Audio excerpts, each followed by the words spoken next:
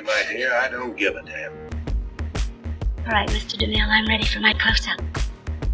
He's looking at you, kid. Hola, bienvenidos a Sinergia. Esta es nuestra tercera mesa redonda y vamos a estar hablando sobre la identidad mexicana y México en sí.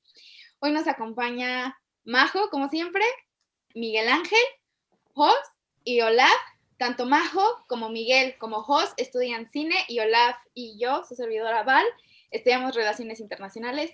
Entonces, pues, vamos a comenzar. Como sabemos, México es un país muy diverso, muy grande, de mucha cultura, tanto prehispánica, colonial y ya como México, y el México, podría decirlo, independiente, cuando apenas estábamos naciendo como nación, y ya como que el México moderno, ¿no? México, creo que cada época tiene sus características, entonces decir que un México, o decir México, o decir las culturas indígenas, sino decir la cultura española, la cultura europea, la occidental. Entonces México es como un revoltijo de todo esto, ¿no? Entonces en el cine creo que nos presentan muy unidimensional, a que nada más somos la frontera con Estados Unidos, paraíso sepia, desierto, con nada más camiones, uno que otro animal, narcotraficantes, que no estoy diciendo que no exista todo esto, pero pareciera que nada más somos eso dentro de las películas de Hollywood, ¿no? Entonces, a ustedes como mexicanos, ¿cómo les hace sentir esta representación o esta poca representación o esta representación torcida de su país y de su identidad? Pues primero que nada, muchas gracias por invitarme a esta plática. Y bueno, creo que siempre como pensándolo como cómo nos representan en un cine como extranjero, en un cine hollywoodense, pues creo que es como siempre muchas limitaciones en el sentido que es muy poca a veces la información con la cual se hacen todas estas cosas, ¿no?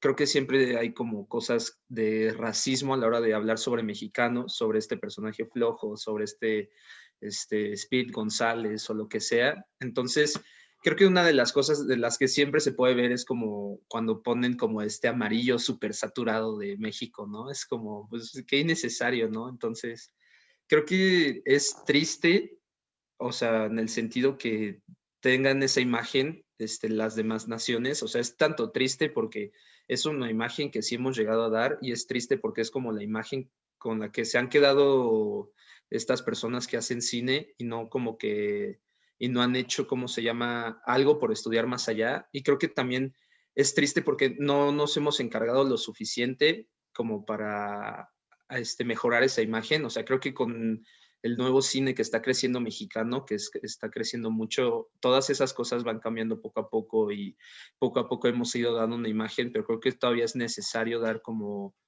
unas historias de México contadas por mexicanos, porque creo que ahí es donde se va a notar la diferencia y se puede empezar a enriquecer más toda esta cultura y todo este país y todos estos personajes que se sienten realmente como mexicanos y no una caricatura hecha por Hollywood. Yo creo que el problema principal es desde cómo representan a nuestros antepasados, que son los indígenas, los representan como bárbaros. Me acuerdo mucho cuando en la escuela me pusieron la película de Apocalipto de Mel Gibson, y son estos indígenas bárbaros, aguerridos, cuando a lo mejor sí eran así, pero los ponen como salvajes. Y es todo lo contrario. O sea, ellos tenían su sistema de agua, tenían el sistema para contar, su agricultura, tenían todo.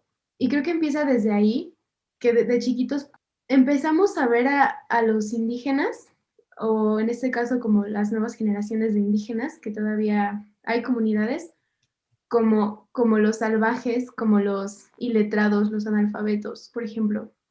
Yo creo que mucho va de eso, y también la forma en la que el cine nuevo mexicano también los está representando a ellos, a mí me parece una falta de respeto hacia la cultura. Y también por parte de nosotros, pues nuestra cultura desaparece y no nos importa. Sí, bueno, primero que nada, pues también voy a decir un poco como Mike, muchas gracias por invitarme, estoy muy contento. Pero creo que, bueno, ahorita lo que dicen no solo mis compañeros de aula de este tema tan importante, es que es muy complejo representar a México, ¿no? Porque no solo pues se habla de estos tonos como un poco sepias de México, ¿no? Como en Breaking Bad, ¿no? Tan famosa, tan famosa muestra, ¿no? O cuando se habla de Rusia, ¿no? Que es todo azul, ¿no? Y pues la verdad es que nosotros vivimos aquí y no lo es así, ¿no? Pero yo creo que más lo que me preocupa de cómo se piensa el extranjero es cómo nosotros como mexicanos pensamos en nuestro país. Hay un video muy bueno de Tenoch Huerta donde que él ha sido muy pro sobre el racismo en México. A mí se me hace que tiene una cátedra muy interesante porque, veamos, Tenoch Huerta tiene una parte de que es un actor, ¿no? Sale en películas y tiene como un gran alcance e influencia con los jóvenes, ¿no? Y algo que dice mucho es, chavos, México es racista. Nosotros, o sea, a mí no me importa mucho cómo representan la cultura indígena los extranjeros. A mí me preocupa más cómo lo hacemos nosotros, ¿no? Y hay una frase que se me queda muy fuerte, que es, si tú en la calle le dices a alguien indio, te van a mentar la madre, ¿no? Porque es un insulto, ¿no? Entonces, desde ese inicio, el mexicano tiene una total desconexión, no solo de sus raíces, sino lo ve como algo peyorativo, ¿no? Y como que esto yo creo que va ahondado mucho esa necesidad de tratar de ser extranjero, ¿no? Decir, no, es que yo soy moreno, yo soy como un poco más aclarado, ¿no? Tratar de que hay el güero y todas esas cosas, ¿no? O sea, como mexicanos sí tenemos una cosa así, decir, güey, lo que está padre es lo extranjero, ¿no? Y creo que algo que me da mucha risa es, Luis Miguel no fue famoso por ser guapo, sino porque era güero, ¿no? Y seamos, si un actor es de piel más oscura, pues yo creo que la historia es totalmente distinta, ¿no? Sí, justo, no, ahorita que estás comentando como que todo este racismo interiorizado, me acuerdo muchísimo también de todo lo que pasó esta Yalitza Aparicio, cuando, o sea, todo lo que le decían, o sea, ¿por qué ella no puede usar un vestido de Gucci cuando otras demás mujeres, o sea, ¿cuál es la diferencia que ella lo use a que Majo y yo lo usemos, o cualquiera lo use, ¿no? O sea, porque es indígena no se merece, o sea, creo que es ropa y la ropa la usamos todos, no importa que sea de marca, creo que el hecho de decir, tú porque eres indígena no se te ve bien, creo que es a mí me sorprendieron muchísimos esos comentarios, o así de, déjenla a la mujer ser, si se quiere vestir, no la tienes que siempre representar de esa manera, de que tiene que tener como la vestimenta o la ropa de su comunidad, porque en realidad sigue siendo una persona en el siglo XXI, ¿no? Y que sea una mujer indígena no significa que no sea una mujer de México del siglo XXI, en ese momento 2019, 18, ahorita se me fue el año en que pasó todo el drama de Yalitza Aparicio, pero a mí se me hacía insultante, ¿no? De que, ¿por qué? O sea, inclusive para la ropa hay personas que pueden usarla cuando sigue siendo eso, un pedazo de tela y en ciertos casos sobrevalorado como lo puede ser Gucci. Gracias por darme la palabra y por haberme invitado aquí. Igual estoy muy emocionado. Gracias, Vale y Majo. Bueno, creo que lo que comenta Joss es muy acertado, ¿no? Sobre todo por la parte de los tipos de pues, estereotipos con los que se dibuja el mexicano, ¿no? Porque por lo regular, pues todos tenemos estereotipos sobre todas las naciones del mundo, ¿no? O sea, uno piensa en Francia o en los franceses y le viene un estereotipo, ¿no?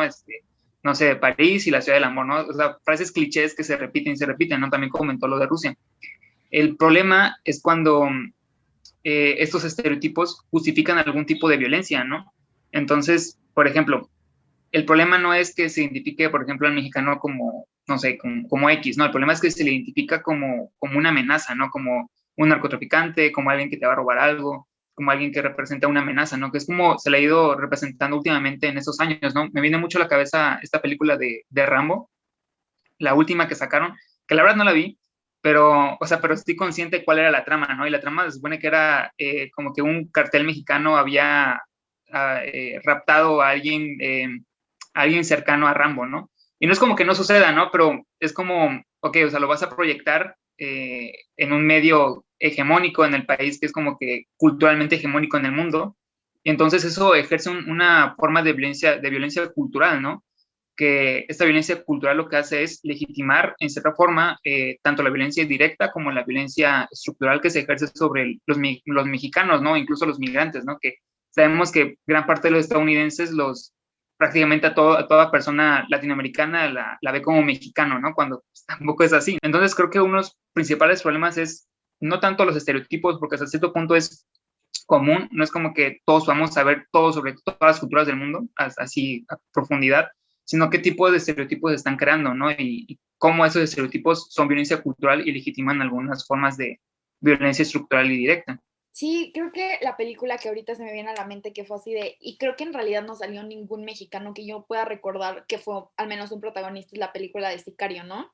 Fuera de que me gustó o no me gustó, cuando la vi fue así de, ok, fue en México, vi a la Policía Federal, creo que vimos alguna ciudad fronteriza que sí fue una ciudad fronteriza, pero al mismo tiempo fue así de, ok, está Josh Brolin, que es el protagonista, que es un americano, y está Benicio del Toro, que si no mal recuerdo es un puertorriqueño, y el mexicano es el narco y punto, ¿no? O sea, no hay más, o sea, no, a eso nos basamos, ¿no? A hacer el desierto para poderse matar entre un gringo y un mexicano, un latinoamericano, porque como hizo Lab, ¿no? O sea, el latinoamericano en realidad es el mexicano. O sea, en Estados Unidos cualquier persona que ves hablando español, sin importar si es cubano, colombiano, guatemalteco, de donde sea, es mexicano, ¿no?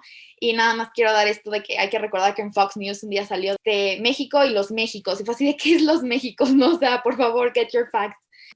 Y es insultante, no nada más, creo que ahorita que lo hizo Lab, no nada más a la cultura mexicana, pero sino a los demás, porque aunque sea nosotros estamos como mal representados, pero imagínense un salvadoreño que ni siquiera, creo que ni siquiera un americano común corriente de la calle podría decir, existe El Salvador, ¿no? Creo que tiene mucho que ver, o sea, igual, como con os decía mucho Majo de cómo nos ven, ¿no? Como lo salvaje, como lo que no funciona, como lo antiguo, y creo que toda esa idea es como la superioridad que tiene todo Estados Unidos sobre, yo soy la nación más increíble y yo puedo hacer lo que quiera y pues como y como todos están abajo de mí, puedo contar lo que sea de ellos, ¿no? Y pues sí, esta idea de superioridad creo que es algo que lleva existiendo demasiado tiempo, o sea, demasiado tiempo. O sea, porque hiciste un ejemplo bastante nuevo, pero incluso El Mariachi, ¿no? Que es una película de los 90s, que es una película, la verdad la tercera película o sea, a mí me entretiene bastante porque es mucha acción, pero pues igual pasa en México y luego el principal es Antonio Banderas, que es un mariachi. Y luego, pero pues Antonio Banderas es español, entonces hay como una mezcla entre cosas españolas y cosas mexicanas que no se entiende. Al final la única mexicana que creo que sale es esta Salma Hayek, porque incluso así lo mismo que dices, o sea, gringos actuando de mexicanos, españoles actuando de mexicanos y nadie realmente mexicano, ¿no? Entonces, creo que sí es como esta superioridad blanca totalmente y que se ciega a sí misma, ¿no? Entonces, que es súper detestable y súper horrible.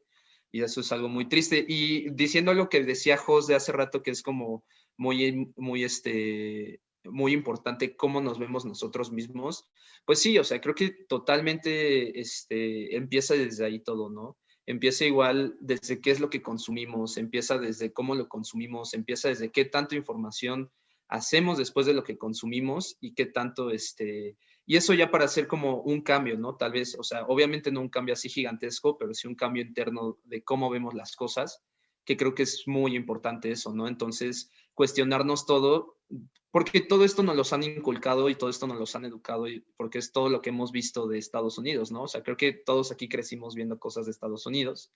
Y pues ya ahorita que ya somos un poco más grandes, pues ya podemos decidir qué vemos y qué no vemos y cómo y qué pensamos de lo que vemos.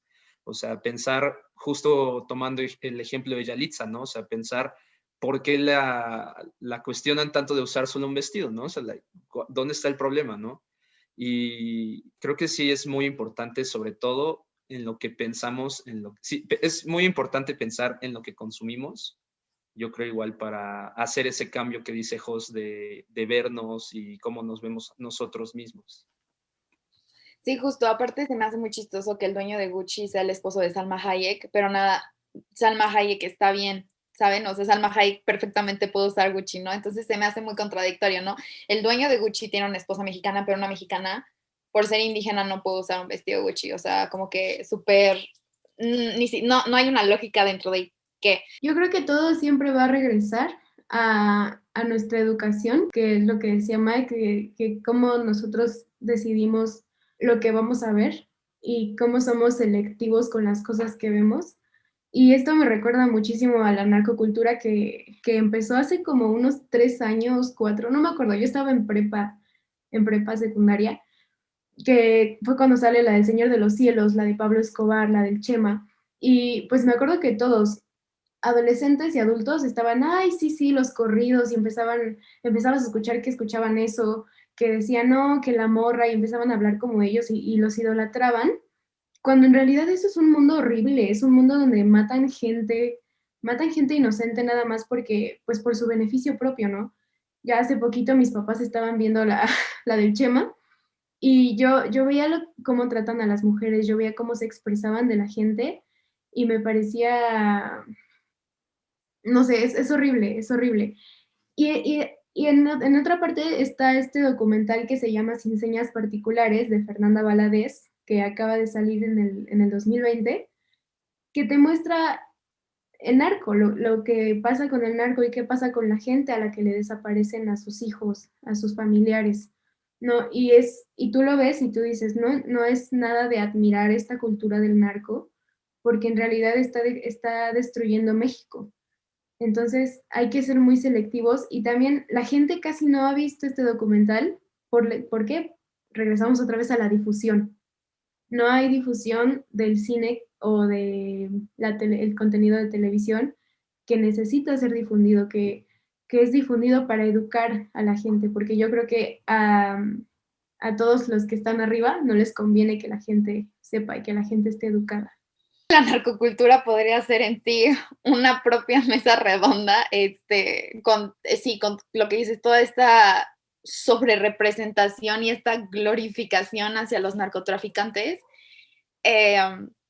Y es un tema muy delicado por todos los aspectos que toman, ¿no? O sea, en el sentido, como dices, a las grandes personas, ¿no? O sea, para no meternos en términos muy específicos de esto, porque este es un programa de cine, estaba viendo que México, por el mismo el narcotráfico, podría ser considerado una economía de guerra. Y Olaf no me dejará mentir que es muy difícil salir de una economía de guerra, ¿no? Entonces, no, yo creo que la sobrerepresentación y la glorificación del narco inclusive no es beneficiosa en el sentido cultural de México, pero a los grandes poderes les sigue conveniendo que sigamos glorificando por esta maquinaria económica que genera, ¿no? O sea, les digo, podría ser una mesa redonda, es un tema muy que no, esto es un programa de cine, pero es muy difícil querer erradicar eso y es muy difícil que se vaya a erradicar. Y la historia del narcotráfico en México es impresionantemente violenta, desde los años 70, y sí, creo que podría ser en sí una mesa redonda. Yo creo que el mexicano pues sí nos sentimos inferiores desde muchísimo tiempo. Si vemos a Estados Unidos como esta industria, yo como estudiante pues sí crecí con muchos productos americanos, cosas que, por ejemplo, a mí me gusta mucho Star Wars, o sea, desde muy chico, yo me la pasaba jugando y con mis navecitas ahí todo el rato, y, y yo creo que justo creciendo, una de las cosas importantes de esta parte de tener no solo referentes de tu país, ¿no? Artistas, no solo hombres o mujeres, que retratan verdaderamente la realidad que ellos viven, ¿no? Porque, o sea, la gente que vive en Estados Unidos, no importa cuántas películas se vean, no saben qué es vivir en México hasta que pisas y te pasas por las calles, ¿no? Entonces eso es por un lado, ¿no? Y por el otro, pues me parece como muy acertado, como decía Majo, la parte de la narcocultura, ¿no? Que es esa parte de la glorificación de gente que básicamente asesina, ¿no? Y podríamos ver que al final están alimentando ciertos males y necesidades que tienen la gente, o ideas erróneas, no solo de qué es el trato a la mujer, ¿no? Porque obviamente, pues yo también me acuerdo que en la escuela era como, oye, yo escucho corridos, ¿no? Porque es alimentar ese deseo inhumano de querer de poseer todo, de tener dinero, de tener poder, de tener sexo, todo lo que quieras, ¿no? Y pues, seamos sinceros, de eso no se trata la vida, ¿no? Y tampoco es algo bonito. Y creo que yo creo que ya cine que propone o cine que pone cosas interesantes, me gustaría mencionar La Libertad del Diablo, de 2017, de Everardo González, donde pues básicamente se habla de las víctimas, de la gente que desaparecieron sus familiares, ¿no? Y no solo se entrevista a la gente y les ponen unas máscaras, ¿no? Tan particular de esta pieza, porque se habla de qué significa cuando, yo andaba en el campo y a mi mamá me la desaparecieron ayer, ¿no? Historias verdaderamente, hay que tener la piel muy, muy dura, sinceramente, para ver este tipo de cosas. Y se entrevistan a los sicarios, ¿no? Y me llama mucho la atención porque pues, hablan sobre la muerte, ¿no? Y sobre qué significa asesinar a la gente, ¿no? Y dicen que es como una droga, ¿no? Que una vez que tú asesinas no puedes dejarlo, ¿no? Matas y ya no es lo mismo, o sea, te desensibilizas totalmente. Y, o sea, algo como muy crudo es cuando hablan de lo más difícil es asesinar a los niños, porque no saben qué onda, ¿no? Van a la casa de los tipos, dicen, yo me vengo por esta parte, ¿no? Pero cuando no te pagan y tienes que saldar cuentas, pues vas con su familia, ¿no? Y yo creo que este tipo de documentales, aunque traten cosas muy duras, son nuestras realidades, pero no hacen apología, que es lo más importante. Porque cuando tenemos un cine de gente que no conoce la situación, que no lo estudia totalmente y que no lo reflexiona, yo creo que cae un poco en la apología y en la glorificación. Qué fuerte, no había escuchado este documental y definitivamente saliendo voy a buscarlo porque te lo juro, tengo la piel chinita. Sí, bueno, comentaste, Valeria, la película esta de Sicario, que a mí me gusta mucho, la verdad.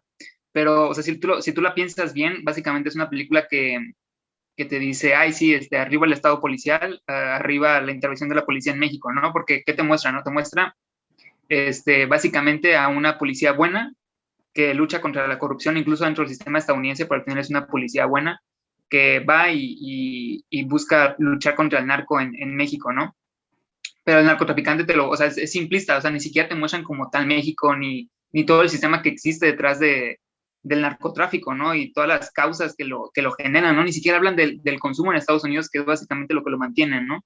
Todo eso se queda olvidado, lo único que te dicen es, ok, hay policías buenos luchando contra, mexicanos o narcotraficantes malos, y eso es todo lo que importa, ¿no? Eso es todo lo que tú necesitas saber, ¿no? Y por otra parte, es que incluso cuando tú puedes llegar a simplificar al narcotraficante, también otra parte que importa, a mi parecer, es, bueno, que vas a simplificarlo, pero que vas a representar, ¿no? O sea, no vas a representar nada más lo bueno que es la intervención de la policía, lo bueno que es tener un estado policíaco, lo bueno que es tener casi un estado fascista, ¿no? O me vas a presentar una historia que no se suele presentar, ¿no? Y que también importa, ¿no? Y esto ocurre en una película que se llama Cómprame un revólver. Cómprame un revólver salió hace, no sé, me parece que 2 o 3 años, creo, y trata de una situación que se supone que ocurre en un futuro cercano, una distopía, aunque se puede decir, ¿no?, que la distopía ya está aquí, en la que en los pueblos, en algunos pueblos del norte del país ya casi no quedan mujeres, porque el narcotráfico y los narcotraficantes se las han llevado, ¿no? Y entonces te cuenta la historia de un papá que trata de cuidar a su niña y tiene que casi que cambiarle no es su representación de género, por decirlo de alguna manera, o sea, tiene que hacerlo pasar por niño para que no se la lleven, ¿no? Porque pues a las mujeres se las llevan y las matan o las violan o las prostituyen o lo que tú quieras, ¿no? Entonces es, ok, o sea, me estás presentando un problema complejo desde una perspectiva que no habías enseñado, ¿no? Que no se suele representar, ¿no? Que es el papel y el impacto que tiene todo ese sistema sobre las mujeres, ¿no? Otro punto que también mencionaste, Valeria, era lo de Yalitza, ¿no? Y bueno, es que también es bien complejo, ¿no? Porque, pues para el mexicano promedio, o sea, bueno, no solamente para el mexicano promedio, también para el Estado mexicano como tal, o eres mestizo o eres indígena. Y entonces, pues, lo indígena como tal, pues no es mexicano, se supone, ¿no? O sea, sí tomamos un montón o sea, nos apropiamos de un montón de símbolos, de un montón de signos, de un montón de cosas, pero el sistema como tal no le interesa a los pueblos indígenas, ¿no? O sea, al Estado mexicano y a la sociedad mexicana no le interesa, bueno, mexicano, no le interesan las poblaciones indígenas, ni sus comunidades, ni sus tradiciones, ni nada más sirven como fundamento de la idea del Estado-Nación mexicano. Y es lo único para lo que sirven en realidad.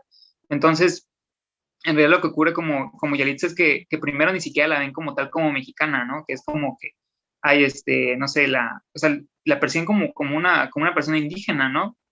Y entonces es como, o sea, y por ser indígena se supone que es algo malo y que no puede vestirse de cierta manera o que no puede actuar de cierta manera, ¿no? Justo yo tengo un problema con eso, o sea, yo entiendo que el Estado no, o eres indígena o eres mestizo, pero creo que a partir del libro de Los mitos que nos dieron trauma de Miguel Ángel, Juan Miguel Zunzunegui, me dio a entender que si tú eres mexicano tienes que apreciar tanto lo indígena como lo español, porque México es las mezclas de estos dos, o sea, yo tengo mucho esta idea de que no somos 100% indígenas, no somos 100% occidentales europeos, sino somos la fusión de estos dos, ¿no? Como que el hecho de desprestigiar a uno en este sentido, nunca desprestigiamos lo europeo, siempre desprestigiamos lo indígena, nos estamos desprestigiando aparte de lo que somos, ¿no? O sea, porque o sea, no podemos entender el México moderno sin entender las dinámicas de estos dos. Entonces, desprestigiar a uno nos estamos desprestigiando. Entonces, al momento de desprestigiarnos, no nos entendemos y no nos representamos y no nos valoramos en este sentido, ¿no? Entonces, creo que este libro de Los mitos que nos dieron trauma, valdría muchísimo la pena que si nosotros no nos sentimos identificados como mexicanos, o tenemos todavía como que estos traumas de qué es ser mexicano, definitivamente es un libro que se los recomiendo totalmente porque entiendes un poquito más de lo que es México y lo que ha hecho a México, México. Y a mí lo que me hace pensar ahorita eso es como de, bueno, pero es que entonces, ¿qué es un mexicano, no? O sea, y la verdad, yo creo que hay muchas realidades en México, ¿no? Hay demasiadas realidades, o sea, nosotros estamos en una realidad privilegiada, pero realmente a unas cuadras de nuestra casa, literal, yo creo que de todos es una realidad totalmente diferente, ¿no? Entonces, creo que a la hora de hacer cine, es importante tener eso en cuenta, ¿no? En que en México no es una realidad, sino son muchísimas realidades. Y eso es un tema muy complejo, un tema muy sensible y un tema en el que uno debe realmente adentrarse mucho a la hora de querer contar una historia de la persona que sea, ¿no? Porque creo que sí es muy, muy, muy complejo toda esta idea de lo que es México.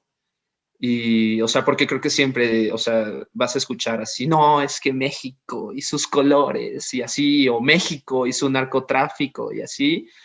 Y la verdad es que pues o sea, las dos son real, ¿no? Pero así como hay esas dos realidades, hay miles de realidades más que no vemos en el cine. Y si las llegamos a ver, tal vez no las vemos de la manera adecuada, ¿no? En la idea que nada más se queda en una idea de nada más de miseria, ¿no? En una idea como de, ok, o sea, nada más me querías enseñar esto para vender, me lo querías enseñar para que lo viera, ¿para qué me lo querías enseñar, no?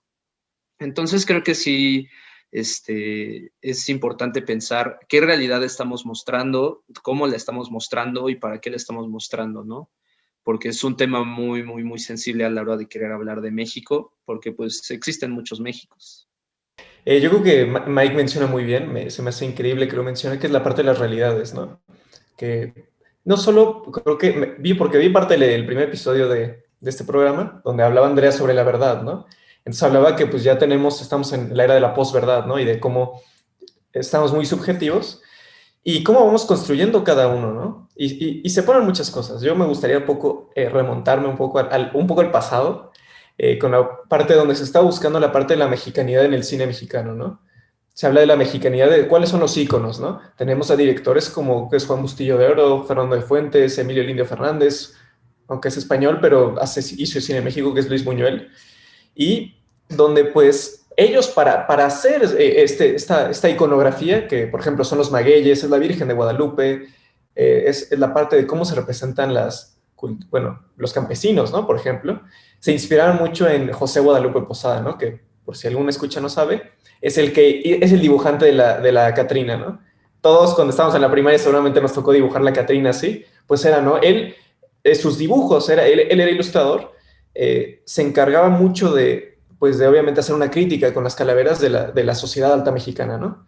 Y pues obviamente ese tipo de ilustraciones, que es muy interesante, que al final Gabriel Figueroa se inspiró en ello, ¿no? Entonces ya planteaba como cosas muy interesantes de composición, de color. Bueno, de color no, porque en blanco y negro. Y pues bueno, si ya estamos recomendando libros, pues yo recomiendo que es The Classical Mexican Cinema, de Charles Ramírez Berg. Da mucho para ver que es un libro sobre México en inglés, pero sí, ¿no? Y de esta manera, en cómo se han creado los íconos mexicanos, pues creo que pasamos a otro, ¿no? Que ahorita como un México actual, como cineastas, que la verdad somos privilegiados por estudiar en una escuela como la que estudiamos, ¿no? Que no son escuelas baratas, y que si quieres hacer cine, luego es vete a la Ciudad de México, ¿no? Porque, ay, yo vivo en Chiapas, uy, no, hombre, mano, en Chiapas no se puede hacer cine, ¿no? Entonces es muy complejo, ¿no? Creo que la Ciudad de México se ha encargado de monopolizar absolutamente todo y cualquier carrera que quieras ejercer, creo que fuera de medicina o carreras como más clásicas, por decirlo así, lo puedes hacer en todo el país, como es derecho, como es medicina, un dentista, pero en realidad carreras como cine o cualquier cosa ligado como que al arte o algo más, un poquito más allá del espectro, definitivamente tienes que estar en la Ciudad de México, o sea, no, inclusive para todo, ¿no? O sea, todo está en la Ciudad de México, no tenemos un consulado estadounidense en Chiapas, se me hace rarísimo nada más pensar en otra cosa, ¿no? Entonces creo que el problema es que México ha monopolizado todo en la Ciudad de México y todo ha sido en la Ciudad de México, pero la Ciudad de México, como dices, no representa a México. Es la parte creo que más, bueno, fuera yo creo que Guadalajara o Monterrey, lo más privilegiado de México y esa no es la realidad ni siquiera del 10% de los mexicanos. Me pareció muy importante lo que comentó Miguel sobre los diferentes Méxicos que existen, ¿no? Y ese concepto de muchas mexicanidades, ¿no? Por decirlo de alguna manera. Y es cierto, ¿no? ¿Y qué tipo de mexicanidad se suele representar en el cine? Pues una mexicanidad de clase alta y blanca, ¿no? Es como casi siempre se le representa. Y sobre todo en esos últimos años. Y, cuando se suele representar una mexicanidad, digamos, morena, que no es como que sea como tal una categoría étnica, ¿no? Pero bueno, o sea, digamos, ¿no? Lo moreno, ¿no? Cuando se suele representar es como que en entornos de pobreza, en situaciones extremadamente complicadas, y por lo regular se le reduce a esos personajes morenos a un estereotipo, ¿no? Ya sea el pobre bueno o como que el pobre malo, ¿no? Y, igual es una mirada que tiene la clase alta o la élite sobre las personas que se encuentran en esa parte de la estructura, ¿no? Que o son pobres buenos o pobres malos, ¿no? Y me recuerda mucho también a lo que dijo Anaya hace unos días, me parece que hace ayer o antier, de que alguien se gastaba 2,000 pesos en caguamas, ¿no? Y es como, a ver, bro, o sea, ¿tú sabes cuánto cuesta una caguama? Para empezar, ¿no? O sea, incluso si se gasta, no sé, o sea, ¿por qué no te pones a pensar, ¿no? También en un montón de cosas, ¿no? Que rodean a esa persona que se gasta 40 pesos en una caguama, ¿no? Y de hecho sacaron un estudio, ¿no? Que bueno, no se relaciona mucho con eso, pero que ponía que sacaron un estudio que decía que en realidad en México las clases altas son las que más consumen alcohol, ¿no? Las que más cantidades de alcohol consumen, las que más dinero en alcohol gastan, ¿no? Y bueno, o sea, y regresando al tema de la representación de las diferentes mexicanidades, ¿no? Es a qué tipo de estereotipos sometemos a muchas de las personas que viven en el país, ¿no? Porque pues claramente no es como que el moreno sea, la persona morena sea como que siempre pobre, ¿no? O siempre esté sujeta como que a ciertos estilos de vida. Y claro que no, ¿no? O sea, es muchísimo más complejo que eso. Y sin embargo, es representado de esa manera, ¿no? O sea, de hecho, Tenoch Huerta igual decía lo mismo, ¿no? De que en los castings igual, o sea, te llaman, no sé, para un comercial de 1 kilo de ayuda o algo así, y te llaman a personas morenas, ¿no? Porque pues así llamas la atención para los pueblos marginados o comunidades marginadas y así, ¿no? Y luego si quieres vender algo, tienes que meter personas blancas, pero que no sean demasiado blancas, porque entonces ya no se ven mexicanas, ¿no? Entonces, como que existe toda esta parte cultural que hemos heredado prácticamente desde la colonia, ¿no? Prácticamente desde que España descubrió o encontró América. Yo creo que esto que dice Mike y Jos, que decían de cómo representar en el cine tantas realidades que hay en México, de la forma en la que cineastas como Arturo Ripstein o Jorge Fons, por ejemplo, han podido lograr representarlo, es tomando una situación que afecta a todo el país. No sé si me explico. Por ejemplo, en la película de Lugar sin Límites, que es sobre la homosexualidad en las personas de campo, ¿no? Personas que todavía es una sociedad machista, una sociedad que no acepta, que no ve bien estas cosas, ¿no? Por ejemplo. Y otro ejemplo que yo creo que salió muy mal fue la de Nuevo Orden de Michel Franco, donde quiere representar el clasismo que hay en México, a lo mejor, no lo sé, no sé qué intentó hacer, pero salió terriblemente mal. Entonces, yo creo que como futuros cineastas, lo que nosotros deberíamos de hacer es como pensar en algún fenómeno que esté afectando a todos y ver cómo afecta a los que son de clase más alta, a los que son de clase más baja, a los que son clase media alta, porque también en México aquí hay muchísimas clases y nada es blanco o negro, pero creo que es más acercarse de esa forma a los problemas.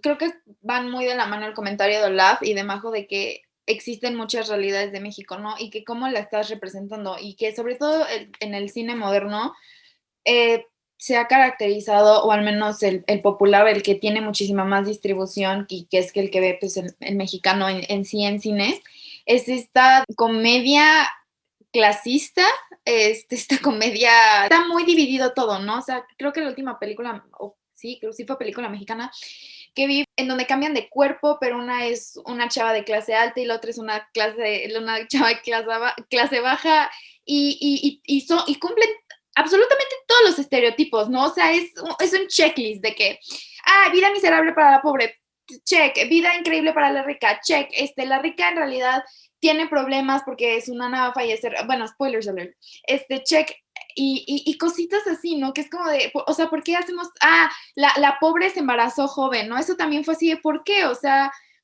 ni siquiera tiene sentido, o sea, entiendo que es un patrón mexicano, pero ¿por qué tenemos que seguir representando esto?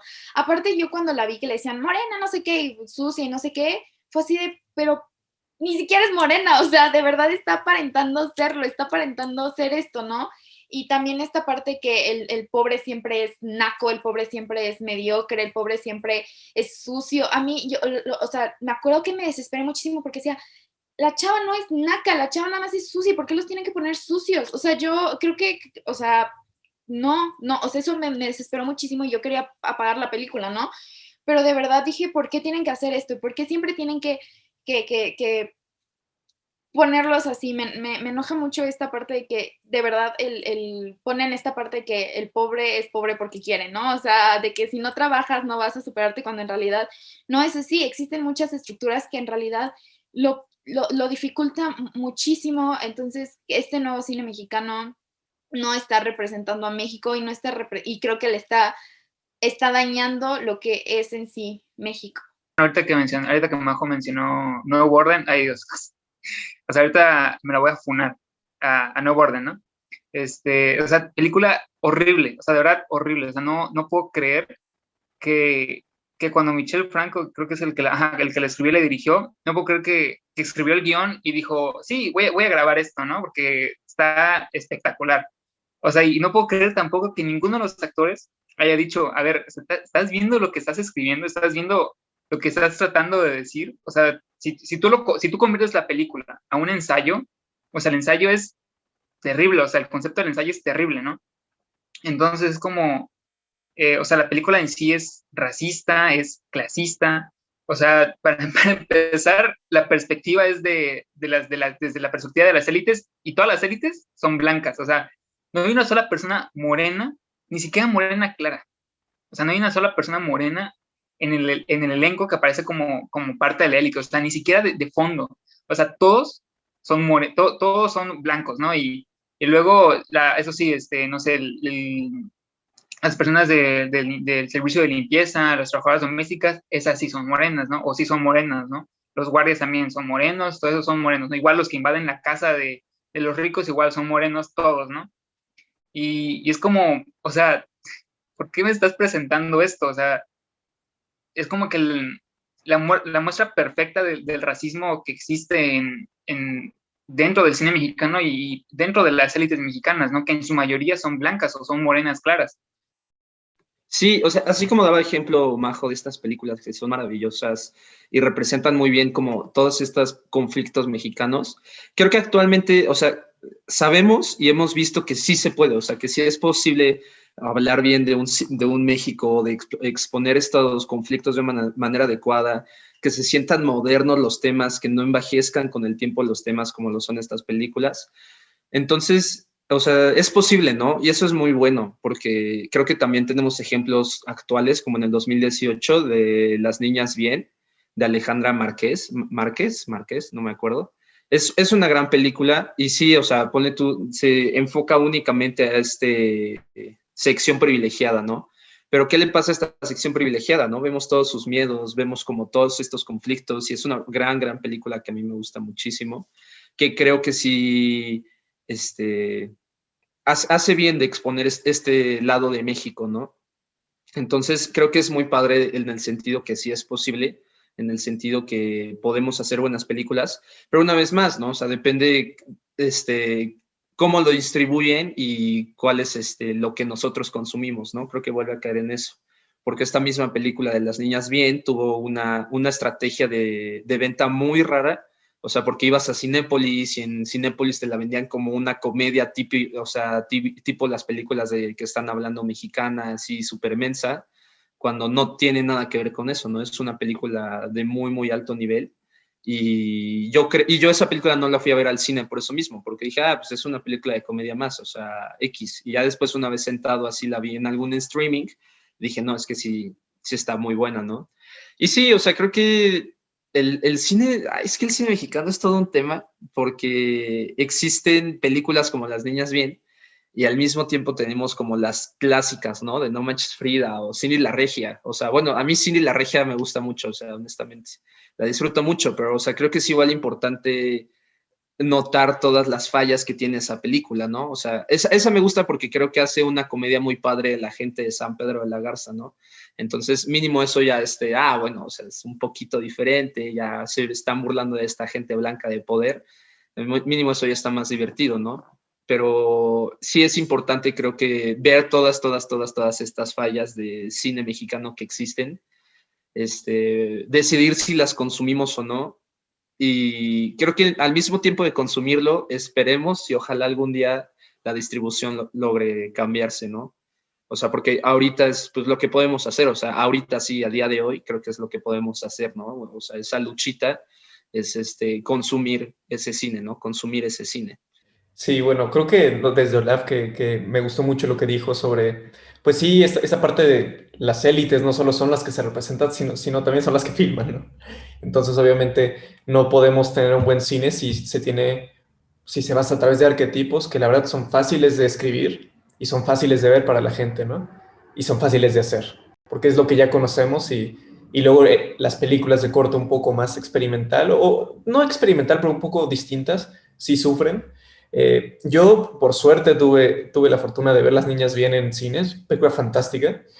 Y, por ejemplo, no solo, también, por ejemplo, ¿qué pasa con las cineastas mexicanas? A mí me gustaría mencionar a Natalia Beristain con Los Adioses, que toca muy bien la parte de qué significa ser una mujer como Rosario Castellanos y tener como a un pelafustán de esposo y de cómo pues esta relación la va pues básicamente aprisionando, ¿no? Entonces me parece una película muy padre, ¿no? Y sí, o sea, si hablamos de IMCINE nos podemos echar a llevar muchas horas, desgraciadamente. Y es una cosa, no podemos culpar no solo al espectador porque luego no tiene opción, ¿no? Porque no llegan estas propuestas a veces. Sin embargo, yo creo que lo que sí podemos hacer es cambiar la percepción de que tenemos del cine mexicano, ¿no? Porque cuando era como, oye, vamos al cine, vamos a ver la mexicana y decían, santo Dios mío, ¿a qué me voy a meter, no? Me voy a meter a ver una sexy comedia basura, ¿no? Y la verdad es que las propuestas, hay muy buenas propuestas, hay muy buenos cineastas y cineastas mexicanos. O sea, es verdaderamente increíble lo que se puede hacer con las historias en este país. Nada más creo que sí falta esta parte de conocer quién es la gente que filmó, dónde estamos parados y la gente que lo está haciendo. Me gusta mucho tu comentario de existen buenos cineastas en México, porque tan es así que hay cineastas en el extranjero, pues, literalmente, como dicen, rompiéndola. Está Alfonso Cuarón, Iñárritu, a mí me encanta Guillermo del Toro, es como, ¡oh! No quiero verlo y lo quiero abrazar. Entonces, si tenemos a estas personas rompiéndola en el extranjero, perfectamente creo que existe el cine mexicano, existe, tenemos nuestra época de oro. Creo que la única época que yo digo de México de ¿qué fue esto? Fue la época de las ficheras, que es como, ¿qué estamos viendo? ¿No? O sea, no le encontraba ni pies ni cabeza a este tipo de cine, pero en realidad, fuera del cine como comercial de México, que sí, es taquillero para que una persona que va al cine es como de, ay, sí, está bien ya la mexicana, solo dámelo y quiero pasar, ¿no? O sea, quiero pasar un buen rato, ¿no? O sea, ya creo que lo hablamos también dentro de la primera mesa redonda, que muchas veces estás tan encasillado en los problemas que pasan diario en México que lo último que quieres ver es una película súper inteligente que te haga pensar y dices, sí, ya dame la mexicana, dame la que esté, así de fácil. Yo sí he llegado al cine y es como, ¿sabes qué? Solo quiero disfrutar una película, me vale si está buena o mala, solo dame el boleto, o sea, la función que ya esté. Entonces también creo que es esta parte, ¿no? Pero si la distribución pusiera como más películas como Niñas Bien dentro de su cartelera, sería increíble y que le dieran el reconocimiento que es y no de que es comedia mexicana.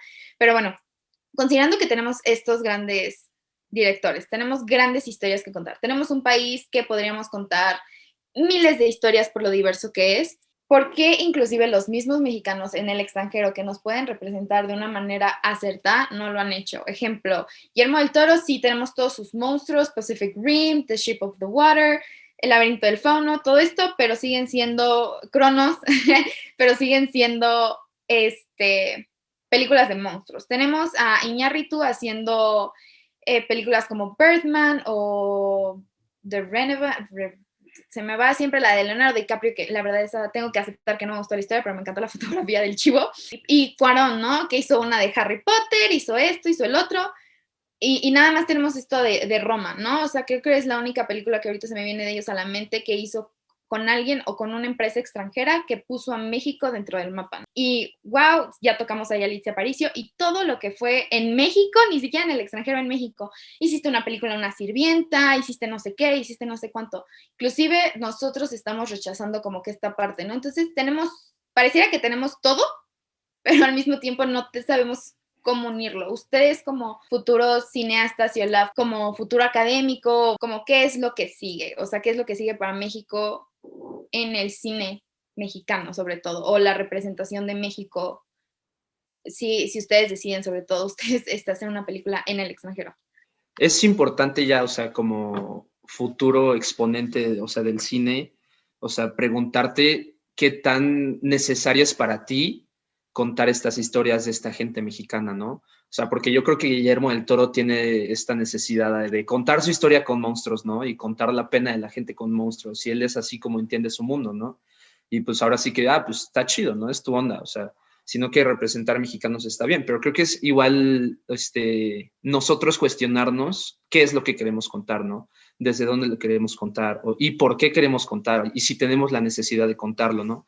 Ahorita hablabas de estos súper directores y luego es muy padre hablar de Cuarón. A mí no me gusta mucho el cine de Cuarón, pero realmente si ves, y tu mamá también, no, es que no sabes en qué momento se va a hacer Gravity, ¿no? O sea, ¿por qué pasa eso? O sea, tu mamá también es una película mexicana increíble, es una película, o sea, a mí me encanta esa película, o sea, creo que lloro cada vez que la veo, o sea, y me encanta esa película y creo que tiene cosas increíbles la película. Y me deja con muchas ganas de más de ese tipo de historias, ¿no? O sea, porque la verdad a mí Gravity me da mucha hueva, o sea, es una película de muchísima hueva, o sea, ves a George Clooney, que es hermoso, y a Sandra, que igual es hermosa, flotando en el aire y ya, ¿no? Entonces, está bien, ¿no? En cambio, en el otro tenemos a Gael García y a Diego Luna y así, echando en la playa y con estas escenas increíbles y esta historia fabulosa. Y sí es...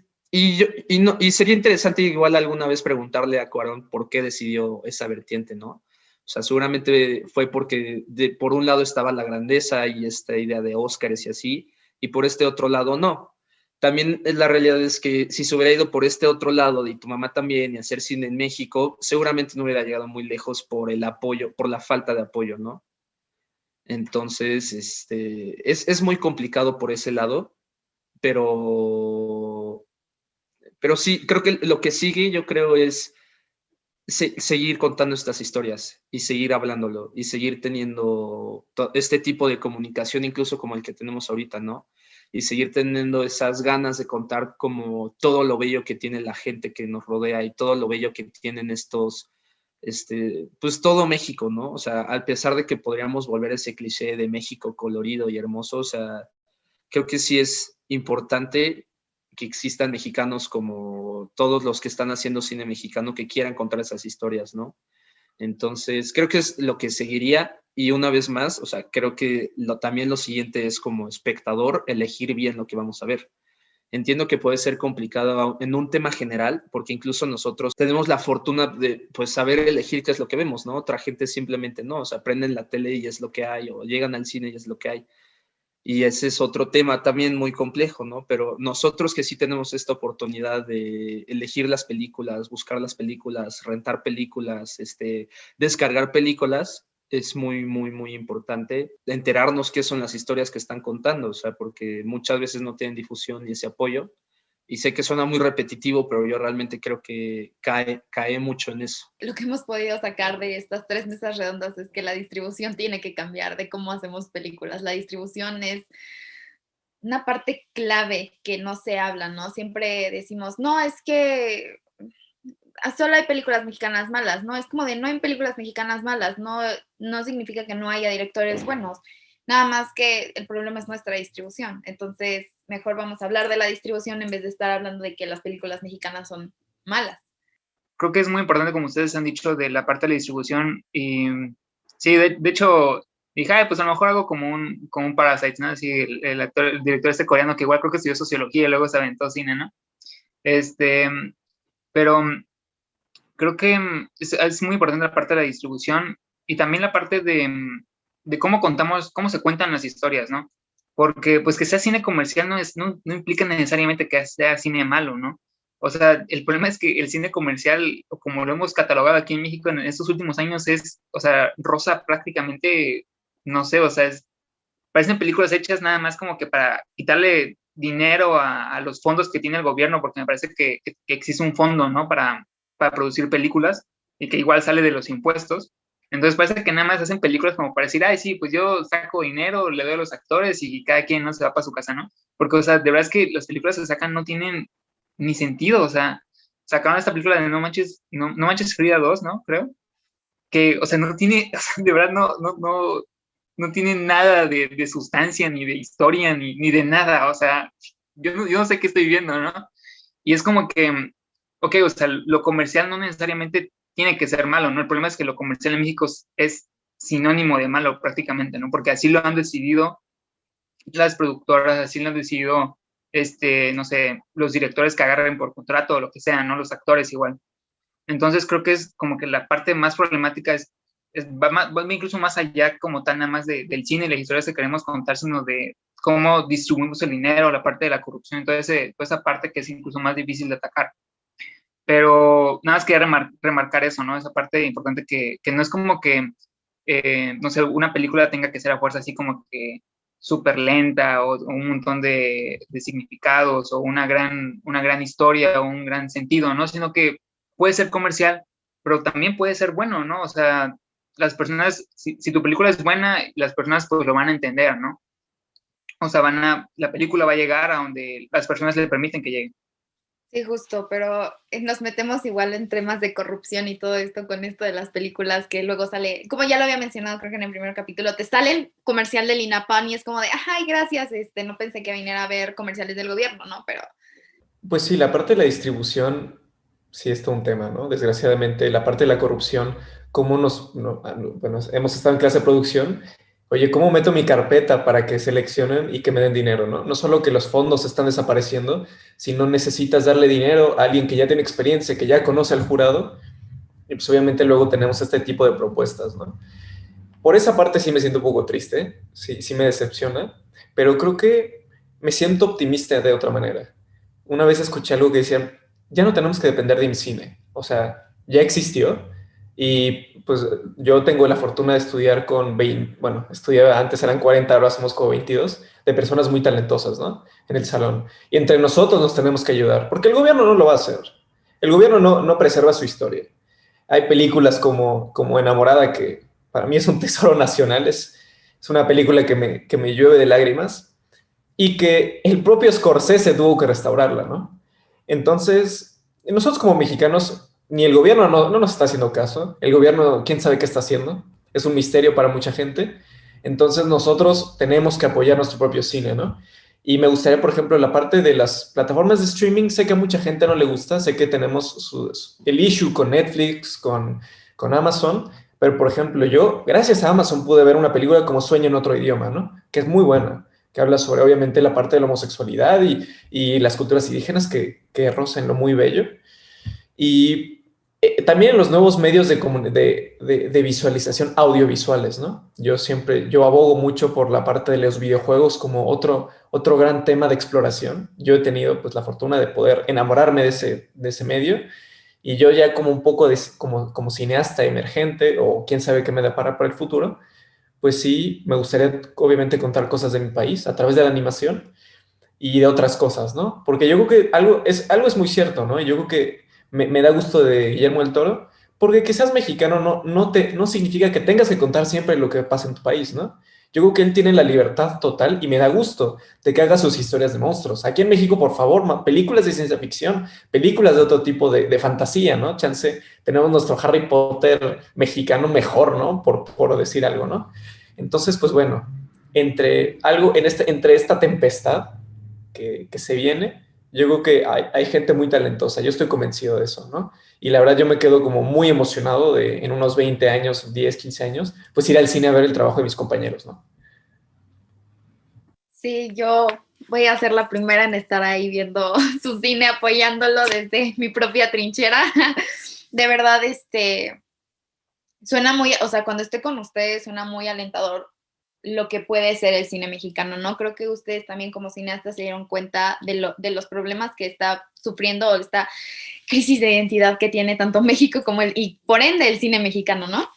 Y sí, o sea, tienes razón, creo que Guillermo del Toro en sí está contando estas historias de monstruos que me fascinan, ¿no? O sea, para mí, chance la de Pacific Rim, bueno, ni siquiera creo que nada más fue productor, pero X, o sea, la de Pacific Rim creo que me encanta, o sea, no puedo decir otra cosa de que me encantó llegar y verla y decir, wow, o sea, ni siquiera, no, o sea, no puedo, aparte de que sin meterme en más, nomás quiero decir, me encanta la música de esa película, de verdad, lo tengo dentro de mi playlist, amo a Rami, entonces, de verdad, espero, y yo sé que a ustedes les va muy bien y que creen, no nada más cine mexicano de, como dijo Olaf, como este artista que cuenta México, sino nada más tener cine mexicano de calidad, ¿no? O sea, de lo que quieran, de simplemente las historias de México, la creatividad de un mexicano, pues o sea, el cielo es su límite, ¿no?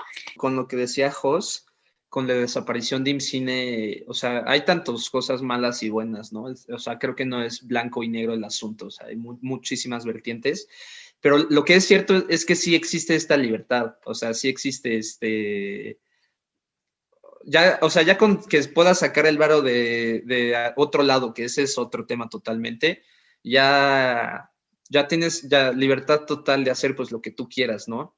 Entonces, eso es muy, muy emocionante y sí es muy emocionante pensar qué será del cine mexicano de aquí en 20 años, ¿no? Más de lo que logren hacer nuestros compañeros o así, o sea, en general, o sea, todas las historias que vamos a poder ver, eso es muy, muy, muy, muy, muy emocionante, o sea, y creo que es muy alentador pensar en pues sí, o sea, en este cine que puede venir y como esta nueva ola de cineastas que están creciendo y que está creciendo.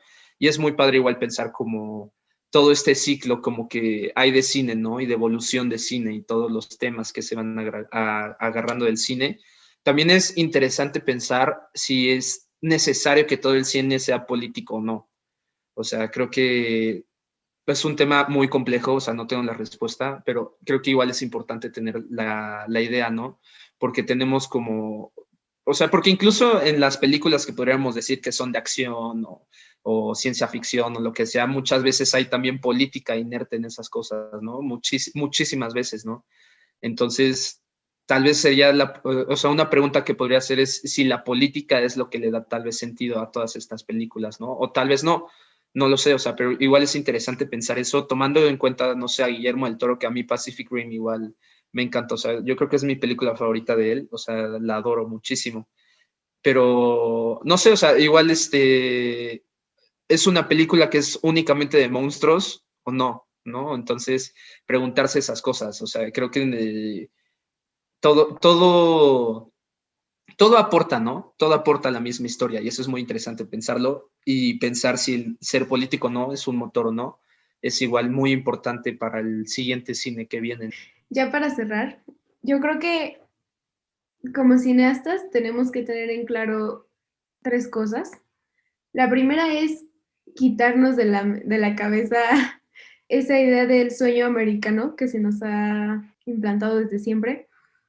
La segunda es ver los medios, buscar los medios, porque respondiendo a la pregunta que nos hiciste de por qué Cuarón, Iñárritu, del Toro migraron, por qué se fueron, yo creo que fue por esto, por la difusión, porque el tener apoyo económico, el tener la difusión aquí en México para un cineasta mexicano que apenas va empezando, es casi imposible, de no decir imposible porque pues hay todo un monopolio. Y la tercera cosa, yo creo que tenemos que tener amor por México, porque si no amamos a México, si no amamos la gente, si no tenemos esa inquietud por retratar las injusticias que se viven en nuestro país o por retratar todas esas realidades, yo creo que no vamos a encontrar jamás la forma de hacer nuestro cine con esas historias que van a impactar a la gente y hacer que cambien su pensamiento.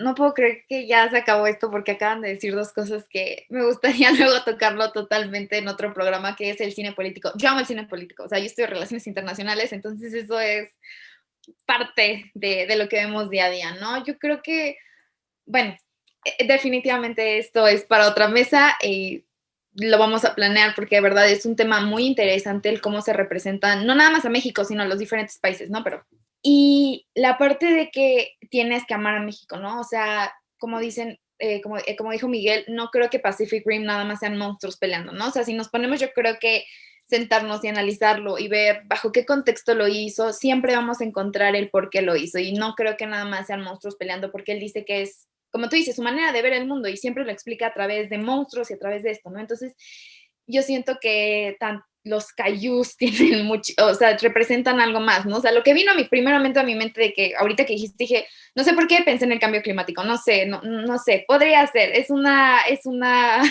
cosa muy interesante, fue lo primero que vino a mi mente, y decir, sí, no, o sea, el cine mexicano puede evolucionar, pero definitivamente tiene que ser de este amor hacia México. Como ya dijimos, no necesariamente tiene que ser una historia verdadera en México, nada más con el amor hacia México, ¿no? O sea, ponerte la verde, como dicen en los comerciales deportivos, ¿no? Porque es de verdad querer a México, de verdad como buscar representar a México fuera de lo político, fuera del narcotráfico, fuera de todo esto, ¿no?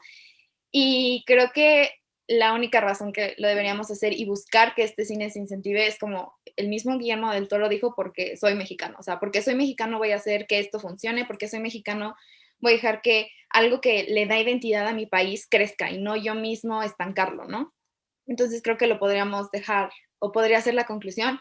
México, al pasar una crisis de identidad, de no saber quiénes somos, tiene crisis en todos lados, ¿no? Entonces, la crisis se puede ver en el cine, la crisis se puede ver en las películas, y pues porque somos mexicanos, porque amamos a México, como he visto en el programa, debemos hacerlo mejor por México, ¿no? Entonces, pues esto fue todo.